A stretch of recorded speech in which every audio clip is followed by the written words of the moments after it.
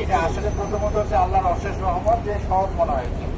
না হলে মাঝে মাঝে হয় কি, আপনাদের হয় কি না, আমার হয়েছে পরীক্ষার হলে বন্ধু কটা কেমন করিয়া লেখে, লটা কেমন করিয়া লেখে, আমি মাঝে মাঝে আউলে ফেলাইতাম। এটা রেয়ার হয়, বাট এটা হয়। মানে এত বেশি চাপ, সফটওয়্যার হ্যাং খাওয়া যায়, রিস্টার্ট দেওয়া লাগে মাঝে মাঝে।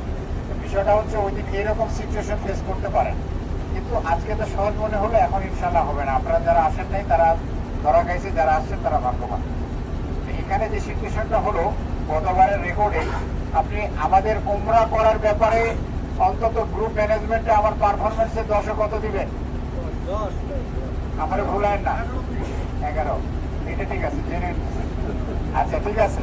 এখন কেন বলতেছি, কিন্তু গতবারে উমরা পালন হজ করা আসার সময় যে 52 না 54 জন ছিল, আমার সাথে আমি একা আসছি। এবার সিচুয়েশনটা বুঝতে পারছেন আপনারা? এরপরে কারণ এখন এত সহজ, বামে যান ডানে যান, রাস্তা পার হচ্ছি, কি এত মাঝখানে কম করে একটা গাড়ি ঢুকে যাবে শেষ। আপনি কই আর আমি কই। আবার আমি একটু দাঁড়াইছি, আপনাদের একটু ওয়েট করলাম, আপনি আসলেন, এত হবে না। আবার আরেকজন সামনে যাইবো গা, ওর টিকা সহ্য হবে না, ধরুন আমি তো চিনি, আর সহ্য হচ্ছে না। আবার একজন কোলাইতে পারবে না, বসে পড়বে, ছায়ের মধ্যে বসে পড়বে। একজন যাবে জুস খাইতে, আর কত পেঁচাল পাবো আমরা, ঠিক আছে না? ওই যে শাহেক আহমদুল্লাহ হাঁসের বাচ্চা মুরগির বাচ্চার গল্পটার মতো আর কি। তো এখানে যেটা বললাম এই জন্যই যে আমরা আপাতত যেটা দেখছি, এখন ধরে নিবেন আপনি একা হজ পালন করতে আসছেন, এমনকি স্বামী স্ত্রী আলাদা আলাদা ভাববেন, কিন্তু ভয় পায়েন না। এই আল্লাহর ঘরে কেউ হারায় না, হারাবে না ইনশাআল্লাহ। আমার কথা বুঝতে পারছেন? ইনশাআল্লাহ হারাবেন না। বরং যদি আপনার মধ্যে ভয় আসে বা হারায় যাব, কি করব না করবো, এটা শয়তান করাচ্ছে। কিন্তু এখন তো আমরা শয়তানের উপর ইনশাআল্লাহ, এখন তো ভয় নাই ইনশাআল্লাহ, ওই দিকে থাকবে না। অতএব প্রত্যেকে ব্যক্তিগত ভাবে নেবেন। আপনার হজ আপনি করতে আসছেন, আপনাকে আপনার মতো করে মুভমেন্ট করতে হবে। যদি অনেক বেশি কষ্ট হয়, এটা শুকরিয়া হিসাবে নেবেন যে আল্লাহ তাআলা হয়তো বা টেস্ট করছে। আমি একটা বাস্তব উদাহরণ দিই। সেদিন আমরা 4টা গাড়িতে আসছি, মনে হয় 4টা না 5টা গাড়িতে। সবার শেষে কিন্তু আমার গাড়িটা আসছে, তাই না? আমি আমার গাড়িটা সবার শেষে আসছি, কিন্তু আমার আসার কথা ছিল সবার আগে। কারণ হচ্ছে উনিও যেমন মিস করছে, আমি আগে উঠছিলাম, কিন্তু সামও আমাদের চেকিং ফাংশন বেশি লাগছে, আমরা শেষে আসছি। আমাদের বাস রেডি করা ছিল, বাসে আমরা যেতে পারিনি উমরা পালন করতে। ফাইনালি কি করলাম, এসে আগে 4টা খেয়ে আমরা একটা ঘুম দিলাম। মহলামকে স্পেশাল রিকোয়েস্টে খানা আনা হয়েছে, আলহামদুলিল্লাহ খানাটাও ভালো ছিল মনে সেদিন, তাই না? আশা করছি ছিল। খেয়ে আমরা রাতে গেলাম। রাতে গিয়ে লস হয়েছে না লাভ হয়েছে? 100% লাভ হয়েছে। কারণ চাপ মিনিমাম ডাবল থাকে দিনের বেলা বা সন্ধ্যার সময়, তাই না? সবাই ওই এসা মাগরিব পড়ে আসে, মাগরিব এসা পড়েই আসে। তো এই কারণে আমরা রাতে গিয়ে বড় আরামসে করছি। একটু হয়তো ঘুম পাইছে বা কিছু একটা, বাট ঘুমের তো মনে হয় সময় জায়গা ছিল না, ছিল আমরা এবং ফজরের সালাদটা পড়তে পারছি, তাই না? তো অতএব সব খারাপ খারাপ না। ওই সময় কিন্তু পেরেশান ধরাই দিচ্ছে শয়তান।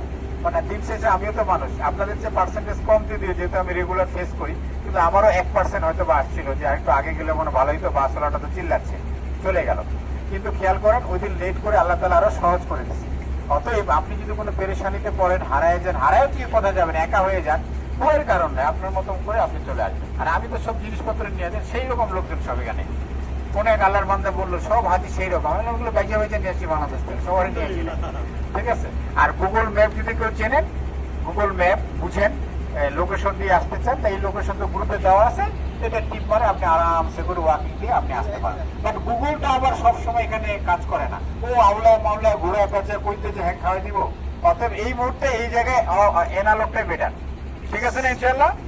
আচ্ছা, এখন আমরা হোটেলের বাইরের ছবিটা দেখি। এই যে গালিব আল মাশায়ের নাম, মাশায়ের, হ্যাঁ, রাউদা না, রাউদা ওইটা।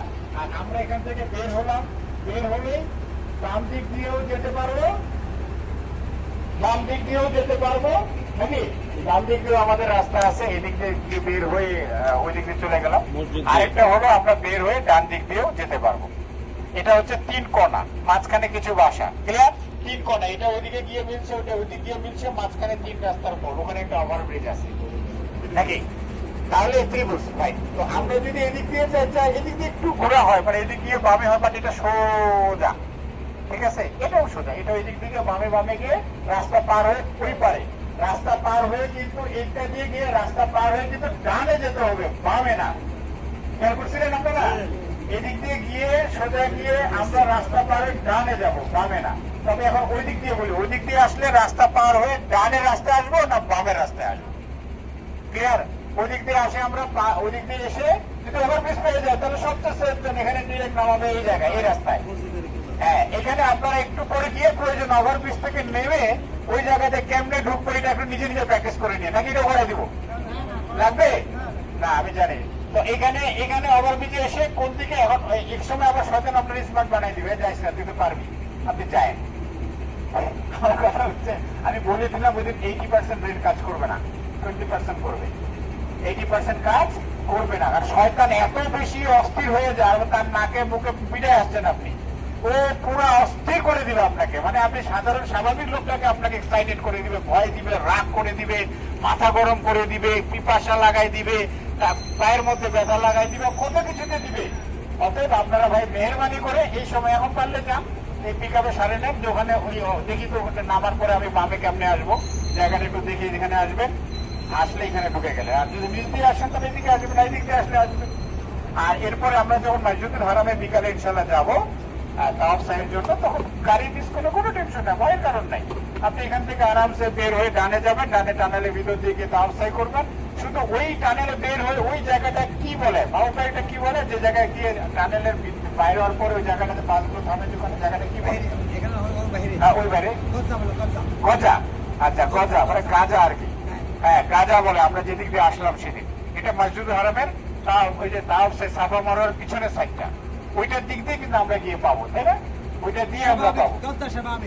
আচ্ছা আচ্ছা, যাই হোক, ওই জায়গাটাতে গিয়ে খালি মনে রাখবেন যারা তাওয়াফ সাই করে আবার ওই জায়গায় আসতে পারে, ওইটুকু জায়গার কাজ। এবার টানেল আবার ঢুকে গেলেন, ঢুকে আবার হোটেলে আসবেন, কিন্তু ওই দিন ডাইরেক্ট আর মিনা যাবো না, এসে রাতে 4টা ডাল ভাত খেয়ে, ওই অনেকে খাওয়া এতদিন তো খাইতে, তার আগে খাওয়াটা কষ্ট হয়ে যায়, ডাল ভাত খেয়ে আমরা এরপর যাবো।